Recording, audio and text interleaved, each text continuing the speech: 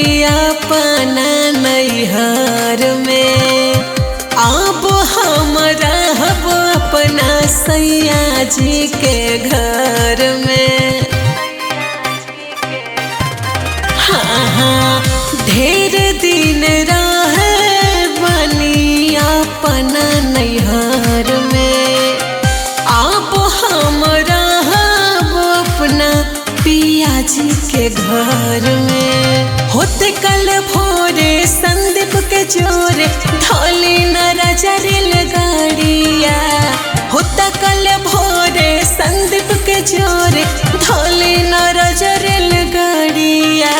कि 3 दिन लागा है ट्रेन में गेरानिया, कि 3 दिन लागा है ट्रेन में गेरानिया।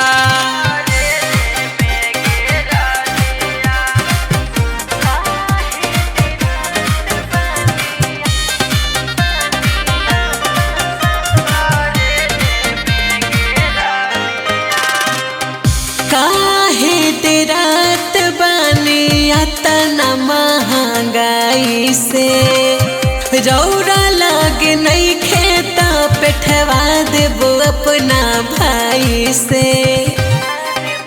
सुनो तनी ए हो, काहे तेरात बानी अतना महंगाई से, रौरा लागे नहीं खेता पेठवा देबो अपना भाई से।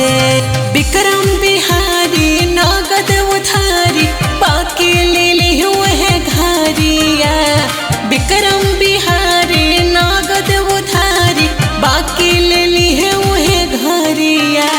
कि 3 दिन लागा है ट्रेन में गेरानिया, कि 3 दिन लागा है ट्रेन में गेरानिया। Recording by Sargama Studio, Bodh Gaya।